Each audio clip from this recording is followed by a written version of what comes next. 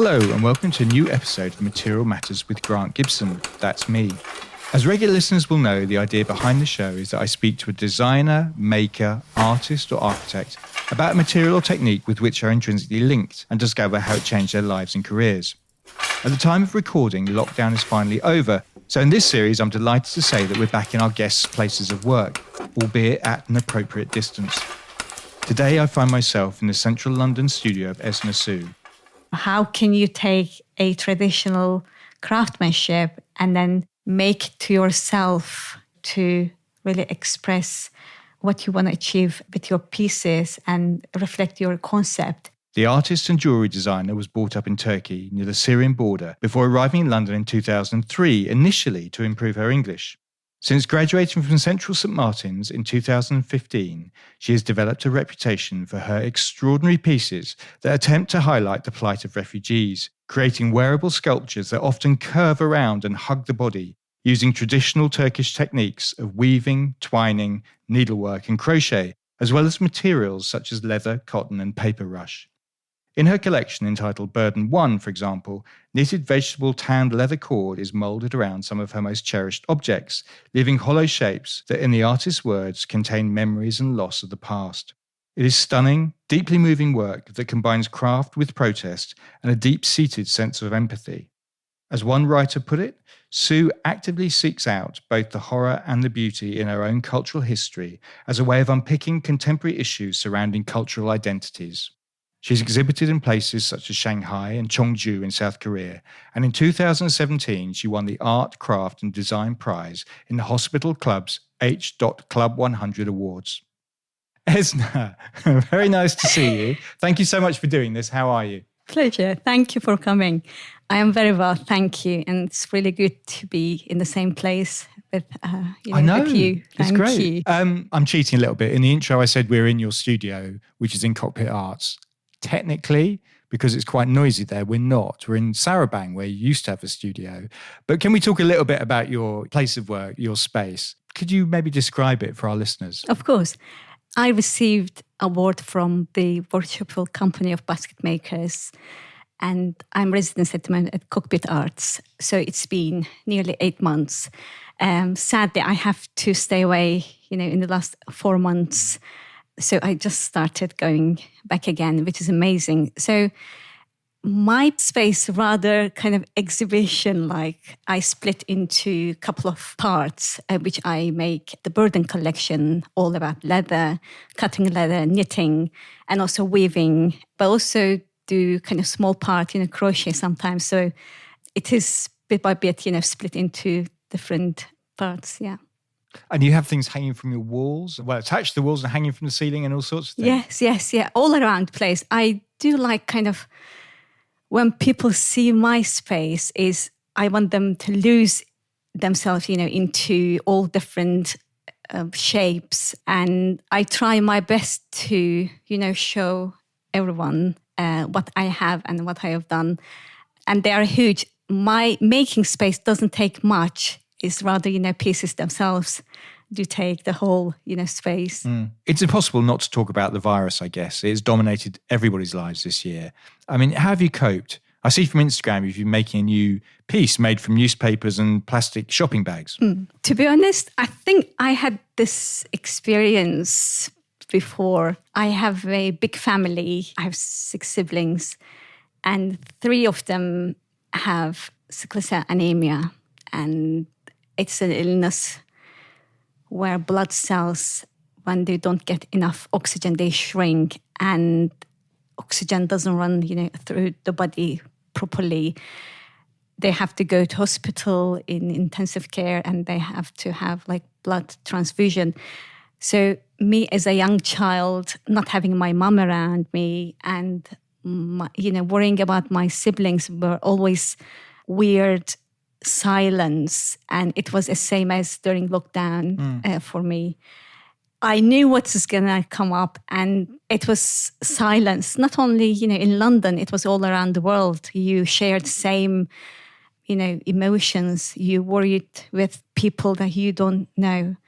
I tried my best to keep going, and what I found, I think people needed distractions And normally I don't really kind of present my private life through Instagram, but I did try my best because I also received messages, how they like the park I go, Clisso Park, and all around.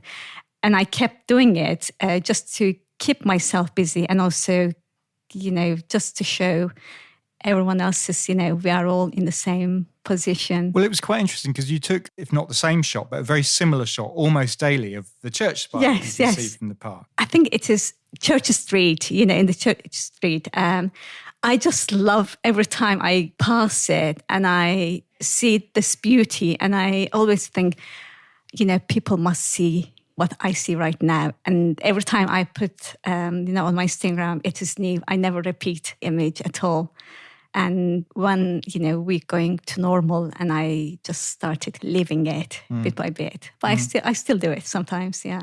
And can we talk about the piece that you are still making or have been making? Of course. That was inspired by the situation. Of course. Which is made of newspaper and plastic shopping bags, I guess. Yes. My aim was to do coiling. It was first time I did it. But in 2014, when I was in my hometown, I learned from a craftsperson, and she was the daughter of the person, my grandparents' neighbor.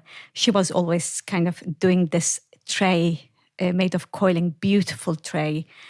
And I think during lockdown, we all needed to do something as we are on internet, just kind of simply craft, sharing, my craft. And I just asked myself, what could I do for people without wasting their time or money, ordering from internet or going to somewhere else to buy materials. I just try to gather information or techniques, then I can provide what people can do in their own spaces.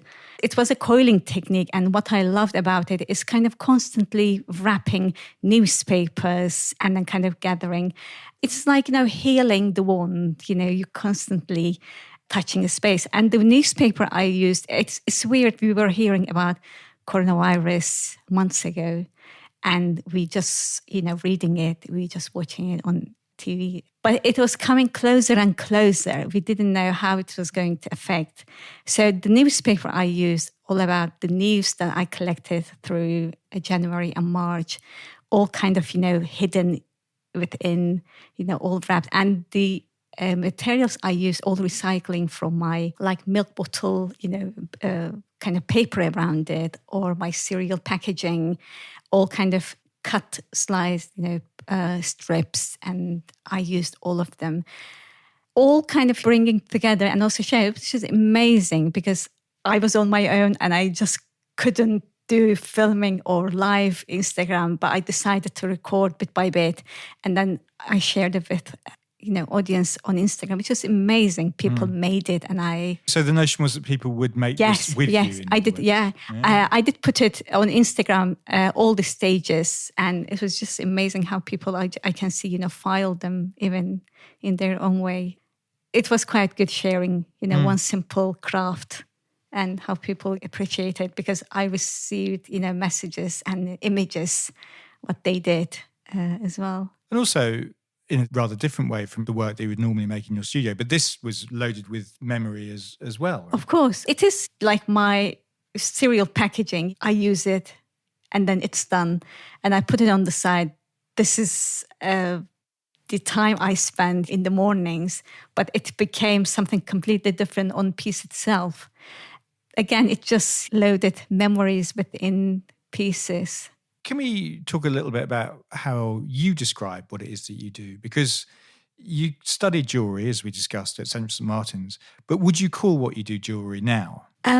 It's hard to say, jeweler artist, jewellery designer, sculpture.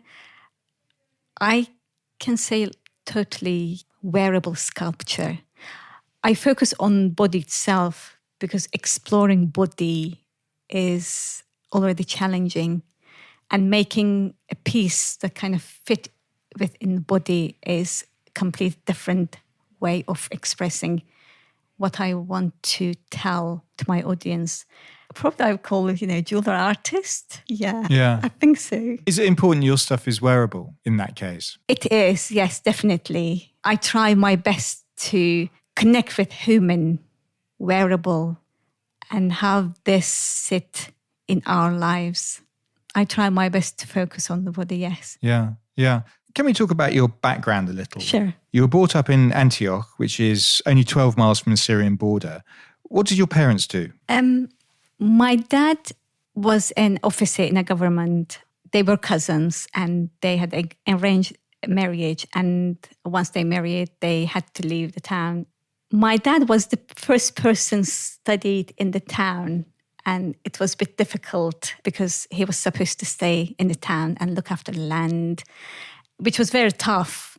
As an officer, they had to travel from one city and they can only stay like maximum 4 years. Right. I had 6 siblings and we traveled from different places. And for me, it's never stayed in the same place. Even primary school, I went to different places. I think it was constant moving in my life, that kind of, one place to another, never, settled. But there was one place that's never changed is my hometown. Is always going to my hometown each summer and staying 3 months.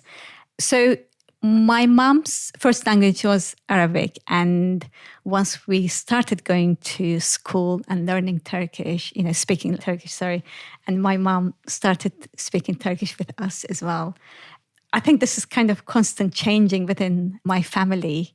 But yeah, all kind of fun, having big family. Can you give us a sense of what Antioch was like at that time and what it's like now? It seems to me it's a part of the world where you see on the news quite regularly. In that sense, for people in the West, it can feel quite abstract. I think when I was a child, it was such a kind of quiet place. And the city Antioch is being centered to Christianity for Jewish people, and Muslim. And it's in a very small space. You see 3 different religions kind of gather.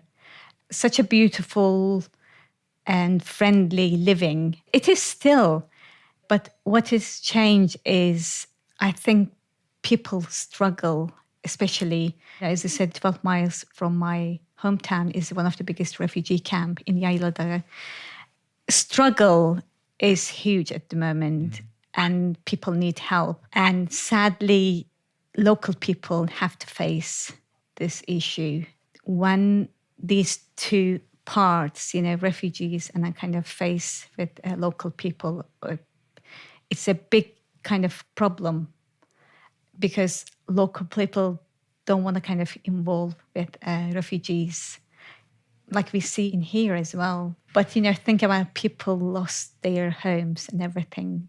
They have nothing and they have to rebuild their lives. When there are not really properly established rules, it will be all chaotic and it is getting better, but it's still, big gap between local people and also refugees. But still, going on. So I'm really fascinated by your collection, The Burden. Can you tell me a little bit of detail about how you make it and what it means? With the Burden collection, I use vegetable tan leather. And what I do, I cut into cord and I knit it. The concept of it is focus on the emotional charge of objects, refugees, belongings. And in order to give this, emptiness, that I needed to use my cherished objects and knitted piece that I stretched around my cherished object. And once the piece dried, I do take the objects out and then gently stitch it again in order to create this hollow shape of memories. And what are your cherished objects? They're all belong to my childhood, and it's like oil lamp, and there's kind of wooden mallet. My grandparents used to have olive trees, and they used to crush their olives with them. And every time I use it, they slightly get wet, and I smell this olive oil around it. And these objects represent objects that a refugee may take with them, yeah. I mean, it does reflect my experiences, but in return, refugee struggle too.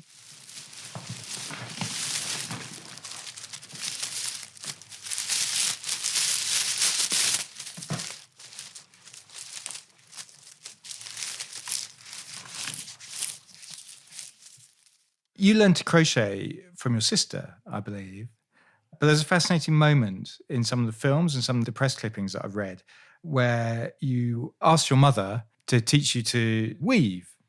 And she said no. Yeah. And there's a moment in a film you made that I saw where you said, I knew the anger on her face and I shouldn't be close to her anymore.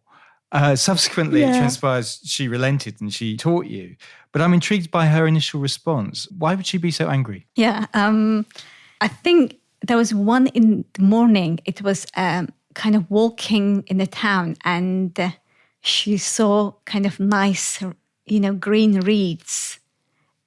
And then she looked at me and said, if I still wanted to learn. And I wasn't sure, and I was surprised how she asked me. And I said, yeah. And I wasn't excited. And I knew that I shouldn't show my excitement. And she said, well, your hands will be so sore and your back and your legs. I hardly knew what my mom meant. She just looked at me like, can't you find any job in London, another job? And I looked at my mom and I saw her face, seeing her daughter is doing same job when she used to do when she was very young. It wasn't pleasant at all because I studied tourism and hotel management in Turkey and my second degree here. And doing the things that she used to do, it is not really what someone who studied 2 degrees.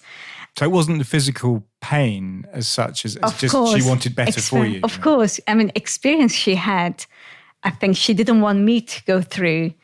And to be honest, she was right. It took me 4 or 5 months to make my final collection.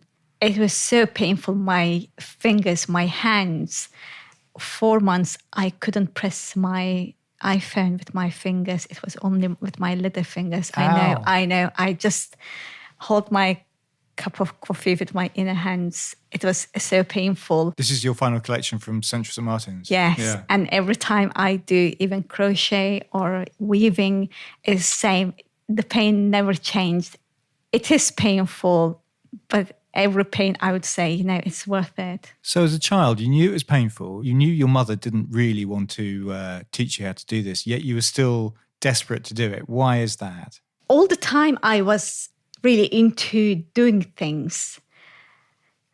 As I mentioned, earlier on, not having my mom around me is kind of desperate to find something to distract me. When I was 8 or 9 years old, I had a pair of knitting needles and wool. But when I saw like women knitting, they all looked very elegant, the way they moved their arms, everything. And I was just copying all the time and I'm copying my sister. But one of my mom's neighbor popped in and showed me how to knit. And this is kind of how it started for me to do craft. But, weaving and everything from early age, very simply kind of twisting reeds with my cousins, because this is what elderly people used to do around us in my hometown. And we just used to copy them, which is amazing. And also, I come from a very traditional background. It's like studying is not really common at all. And when I come to a certain age, I should get married and have children, even studying until secondary, and that's it for girls. So there was nothing, wedding and funerals, kind of big, important things in our lives. And then, exploring art within craft here was a big thing. It became so important. So in my first year at CSM, we did Swarovski project, and the whole year split, first year split into 4 different groups, and I fell into Istanbul group. And I was always ask myself, what happens if I receive a project that really need to reflect my old tradition? And I came up with the idea of crocheting crystals, which was another painful, long work. And people appreciate it. what I did. And I just couldn't believe. And I was on the phone with my mom. And Mom, can you believe, people loved what I did? And this was the moment which, even if, it came from my childhood, how I admire craftsmanship. And still, now in Europe, how it has been appreciated kind of really came up. And then I kept doing it. Yeah. So you realised you were onto something by chance in that case? Yes, absolutely. When you say the Istanbul group, does that mean you went to Istanbul to do something with Swarovski crystals? Or no, actually, a name? So what happens with Swarovski, they collaborate with first years when I was there, but now they do in the third years. They are new crystals. And then they let, students to explore the crystals. So this is how the groups kind of split into, depending on which crystals they must use. So this is how, I use the crystals, which is amazing. I mean, there seems to have been a couple of moments where your life has shifted quite enormously. In 2003, as you've mentioned, you were studying hotel management in Turkey. Were you serious? Were you going to become a hotel manager? So when I was 16, 17, so there was time, of course, I have to tell my dad, I want to study fashion design. But I had to travel from my hometown to west of Turkey, Izmir, to study. This was a big problem because I can't really travel that far from my family. I have to be very near. So I decided to choose a fine art where we used to live. So this was the time when I had to explain my dad that I wanted to study fine art. And my dad looked at me, said, well, your elder sister is already studying, so go and choose another one. Your elder sister was studying fine art already? Yes, so you my couldn't... elder sister, yes. So this kind of shifted my life, and I studied tourism and hotel management, and, it takes 5 years to study. So while I was studying, also I was working in 5-star hotel. At some point, everything was okay.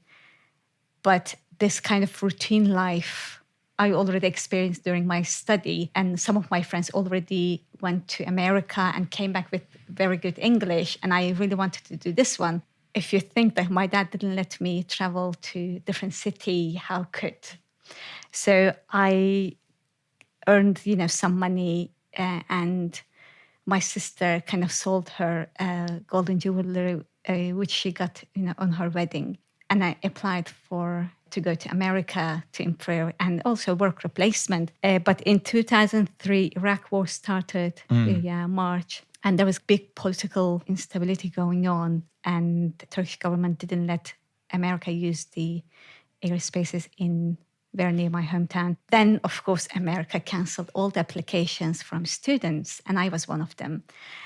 And I was just going back home with my files and everything from agency, and I bumped into one of my friends, and she just asked why I was upset, and I said that this happened, and she just jumped, and she said, why don't you just join me to London? And she applied as an au pair. And I just did it because all papers were ready. We went back to agency and I said, I'm going to go to London. So my friend Funda went back after 10 months and I stayed here. Right. And what did your father, you could swing this with your father? He didn't believe that I was going, and he was always like, so many people applied already, now nobody got it. And I kept quiet, and he didn't even know that I had to travel to capital city Ankara to apply for a visa. He didn't know anything. I just did everything so secretly. I know. It's just amazing. I did it. So you ran away from home, Esna? I did it. I know it was a bit tough. And because my dad, was the first one who studied. And I was the first woman who traveled different countries without marriage. Taking this responsibility was big because I had to find where I have to earn money and, pay back to my sister and all these responsibilities. And also, my mom never told me, but my relatives were calling my mom every day to ask me to go back. Otherwise, she's going to lose me. It's like constant fight within my life. You can imagine how difficult living in London, earning money. And also I had to support my siblings, my younger siblings, because they were going to uni as well. On top of it, I have to make sure, my family is okay and my relatives, which is amazing. Now, Instagram, some of my relatives are following me, so they know what I am doing. Were they making the tray with you, I wonder? Probably they want to make one. They want to make one. Okay. I mean, was it a culture shock coming here? Of course. Of course. I think it's a big change, I think I left my hometown, dusty roads, and I found myself in this stuffed, underground. So many people. It's just simply, this is different. Starting your day is different. But I think what made my life easy, accepting and observing these differences. Yeah, this is kind of made my life. Of course, when I say easy, it wasn't easy, but I kept constant, remembering that, different culture, and it will take time. And what did you do when you came here? Were you working in the hotel sector or? No. I never wanted to do it, to be honest. So I came here as an au pair. I know this is a bit boring one, but I was in queue for 12 years and I was with the same family. I know. So at the weekends, I was working in a Turkish restaurant in Broadway Market.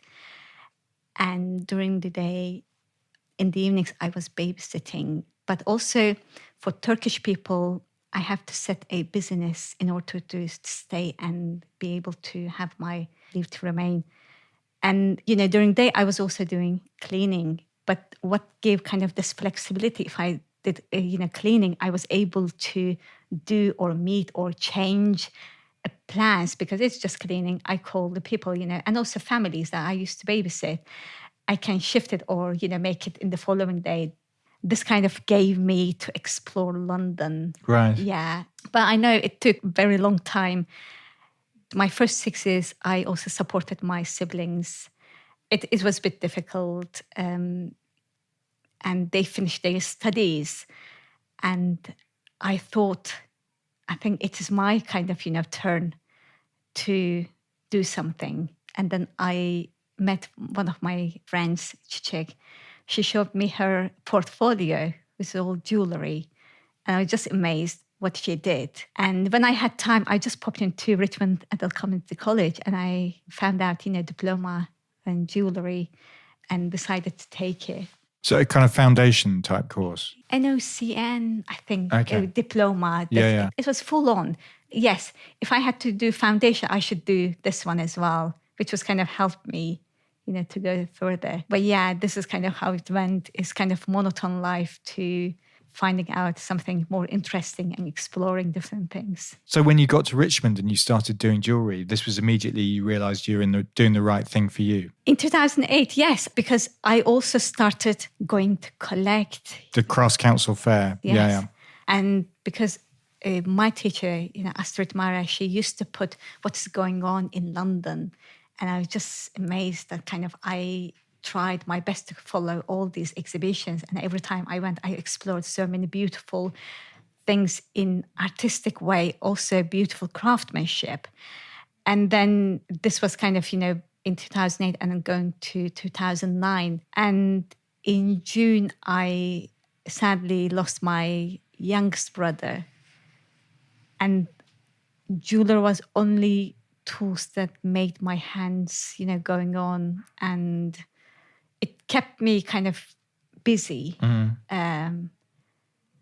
And this is really how I thought, jewelry was a kind of big thing, and I must, hold on to it. So doing jewellery helped you get over the death of your brother, which was 2009. Yeah. 2009, yeah. And did he die of the sickle cell that you were talking about earlier? He did, yeah. yes, That's very sadly. Sad. And, I just enjoyed, my foundation the following year.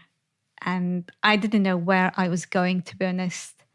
But the only thing I knew that I never stopped. I kept, doing what I love doing it. I just said, why not? I try jewellery and I applied, St. Martin's, which was amazing. I know I finished study, but sometimes I just think, did I really finish it? And I remember on the first day that I stood in this beautiful building in King's Cross, and I said, yes, 3 years making what I like was, beautiful thing.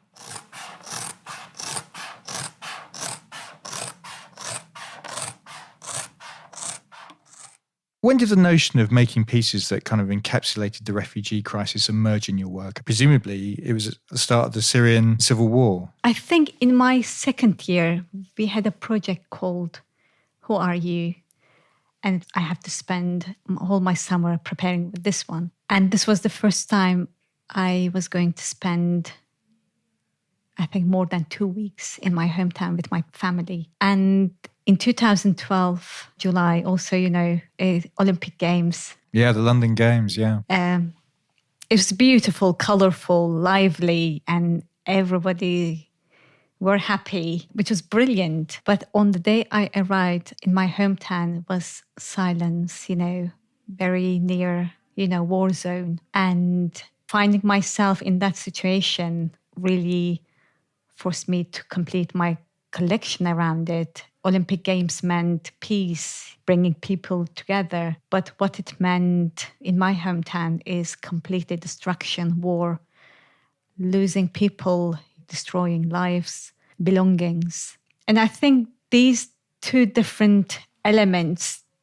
what I experienced on the same day, impact on me. And, my dad was watching news and he always got angry with what was happening in Syria. And at the same time, he was just watching another channel, how many participants received, gold medals, which is funny. We didn't realize how abnormal things going on in the world. Yeah, this kind of abnormality driven me to complete my collection around the refugees. But not just one collection, obviously. I mean, it's been 8 years of ongoing work, really. It is indeed. So in 2012, I completed my summer piece, which was also catwalk piece in my second year. Then in 2014, I wanted to keep same structure, but what I needed is learning, the techniques really properly, because what was happening with my previous piece, when you hold it, it might kind of split into pieces, which I never wanted to do, have this one with my pieces. So the refugee collection was really going back and then learning the techniques from my mom and then redoing it again. This is how it's been completed. How important are the materials that you use for each piece? I mean, do you start with the material and then create a form, which is a metaphor for something deeper? Or do you have the idea first and then use the most suitable material you can find? I think they feed each other, to be honest.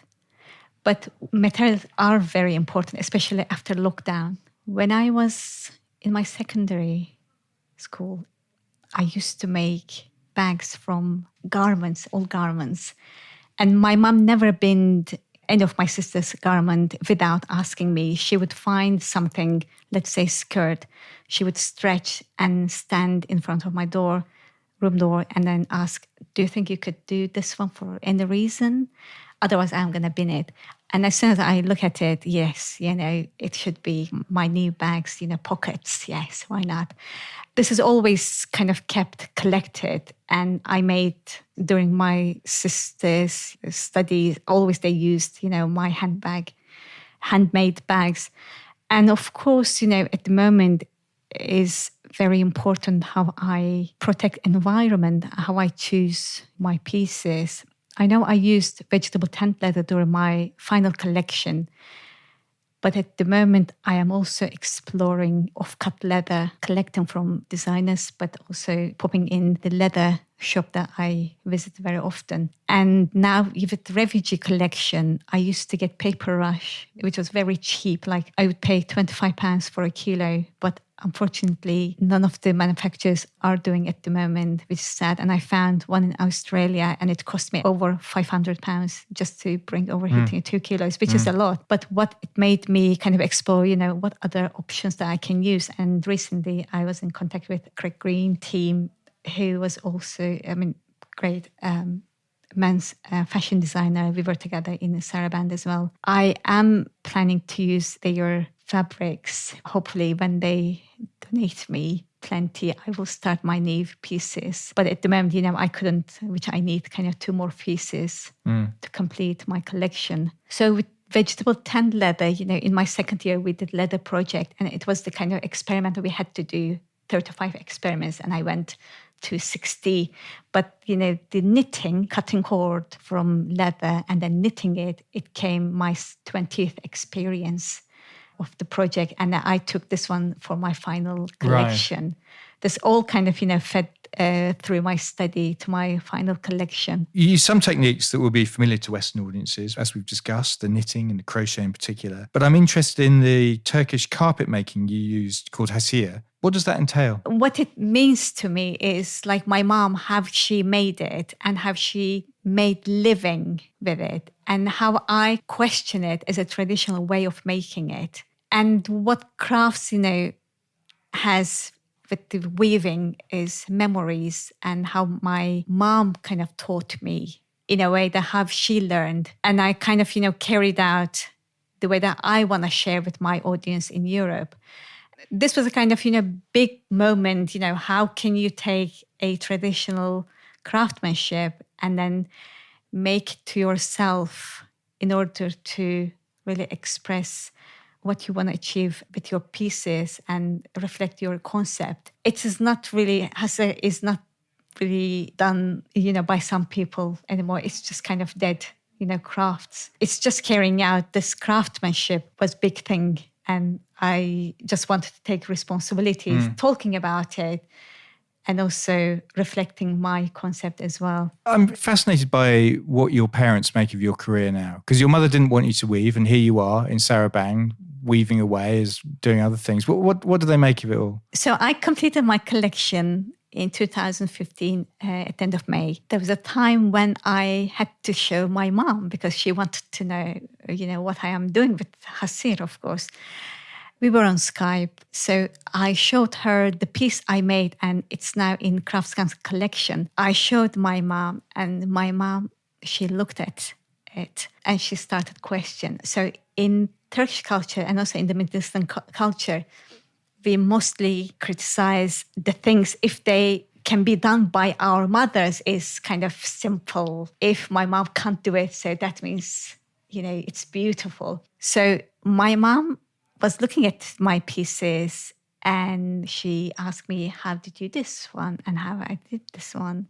And I was explaining it, and then my mom paused and I said, I can't do it. Yeah. So yes, now I'm like, my mom can't do it. So that was the kind of brilliant time. And she was very, very pleased with my pieces and what I did with them. Good. Well, I'm glad. The presentation of your work is very important too. For When the Nest Falls, for example, you presented your hand-woven sculptures from the Refugees 1 collection with a pair of dancers and musicians.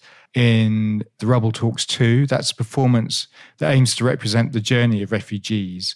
Why do you choose to present your work in that way with dance? I think what I wanted to achieve with my 2 collections, The Refugee and The Burden, I want them to tell the stories and why they were made without me explaining to my audience. Jewellery, we wear it and they perform as, in our daily lives. And this is other thing as well. But what I aimed within my performances is very short time selected. And this is minimum time that I can show, people how ordinary people's life being distracted and destroyed. It involves music and it involves kind of people, dances, music. And it's all about our daily lives, Middle Eastern, music. Like When the Nest Falls, I selected 3 different music, which is, from Middle East, from Europe, and also from Turkey. Okay, so you're not writing the music yourself. This is stuff that you find, right? No, I wouldn't. This is all selected, the reason why, and all the movement, there was reason, like When the Nest Falls, 9 minutes, and it is simply like 2 performers hidden within pieces, beginning of life, hidden in the cocoons that come out, and then they make built their lives and then kind of destroyed. It just simply, I want them, pieces to show, why they were made. And what about the choreography? Do you do that? I do everything. You do that? Everything, yes. And especially, when I meet people, and the musicians also play for Progress, which I work for them. They are one of the organization support, young refugees. Okay, Progress. I also, right. yes. I also work with them, so they support my pieces, which is incredible to have. Bring things together, and I know, where to do what, performance, and it's just all, mood boards that I prepare for everyone. I mean, do you have a dance background in that case? No, but no. But as a Turkish, I kind of, that's simply. It's but just nothing natural. Yes. No, nothing as a performance. Yeah. So I'm quite intrigued with your work. Where the market exists, where do you sell it? Is selling important? You've alluded to you've got pieces in the Crafts Council's collection, for instance, but are there other people buying what it is that you do? I think it was just at the beginning very difficult where to put my pieces because they didn't exist, either basketry or other fashion pieces. It took me ages, but my aim for my first 5 years was really using my pieces to express refugees and their struggle, and also giving workshops and also telling or sharing, craftsmanship. This year, my last year of my 5th-year plan is I started making pieces, and also they are out in a mint shop and also one in Islington, the sustainable things. They are all kind of surprisingly coming out, and I know people are interested, and I do kind of start selling. So you're available in Mint. Indeed, yes. Which is in South Kensington. It is, yes. Lena Canify's store. Yeah, they're also coming up, new exhibitions as well. Okay, and we're talking in August. Issues around immigration that have recently raised their head again in the British press. Does your work stop in that case, I wonder? Will you ever feel that you're able to tackle other subjects? I don't think I will kind of stop it. We don't really see much on TVs or newspaper. Just recently, as you said, we were the one who were clapping NHS members and how they came from different backgrounds. And they became, refugees became a big problems again. It is happening. Every day is happening. But we don't really see them in the newspapers. I will continue, of course, and what my pieces make people understand different, shifting. I try to shift the struggle bit in a way how we pursue, in our daily lives. This will continue definitely, and also I will definitely complete a piece in November for Black Lives Matter movement supported. And there's also a big problem at the moment, women and how it is being victimized by their husband or, relatives in Turkey. There's a big issue. And there will be hopefully a piece installation for this one for next year as well. Very good. Well, I'm looking forward to all that. Esna, thank you so much for your time. Thank you so much for your time too. To discover more about Esna's work, go to esnasu.co.uk. There are images from the interviews, as well as little films and other things on my Instagram page, Grant on Design. If you've enjoyed listening and want to see this podcast flourish, then please rate and review on Apple Podcasts or wherever you listen to this from. If you feel so inclined, you can go to my Patreon page and make a pledge at patreon.com/material matters. You'll be helping to take the message of the importance of materials, skill, craft and design to a whole new audience. Thanks so much for listening, and please stay safe and well.